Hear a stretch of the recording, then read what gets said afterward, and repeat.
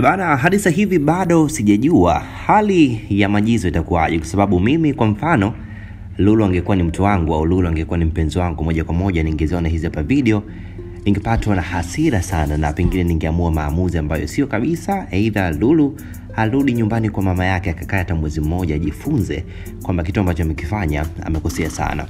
Jana kuna video mbalimbali ambazo zilimuonesha Lulu, na unajua Lulu ni mwigizaji, anaigiza kwenye igizo la Jua Kali pale. Sasa jana waigizaji wote wa Jua Kali walikutana kwa pamoja kwenye michezo ya hapa na pale. Ilikuwa ni mida ya saa 2 usiku hadi saa 5 usiku pale. Na moja kwa moja tumemwona Lulu, na Lulu alishika hatamu kweli kwa sababu kila mmoja alikuwa anamsifia Lulu kwamba amependeza. Bado ana muonekano mzuri licha ya kuwa kwenye game kwa muda mrefu sana, lakini Lulu kila kukicha bado anazidi kuonekana binti na vitu kama hivyo. Na ukimwona hivi inakuwa ni ngumu sana kuamini kwamba Lulu ni mke wa mtu au Lulu tayari amezaa watoto wawili hadi sasa hivi.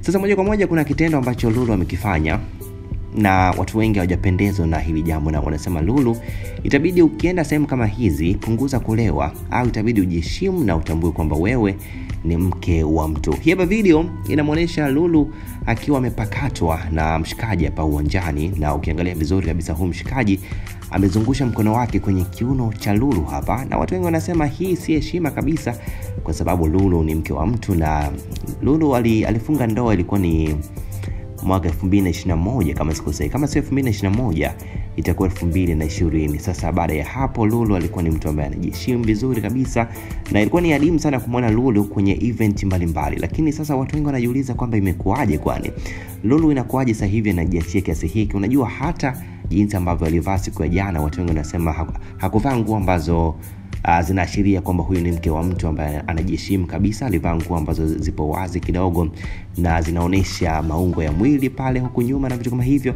Watu wengi hawajapendezwa kabisa na hii video ya Lulu ya siku ya jana, na kikweli sijajua Majizo yupo katika hali gani baada ya kutazama video hii hapa ya mke wake akiwa ameshikwa kiuno na mwanaume mwingine mtu baki kabisa. Hili jambo kikweli sikia tu kwa mwenzio, lakini ni jambo ambalo linaumiza sana. Bana, tukutane hapo chini, na ningependelea sana kuona mtazamo wako upoje, na ningependelea sana kuona comment hapo chini.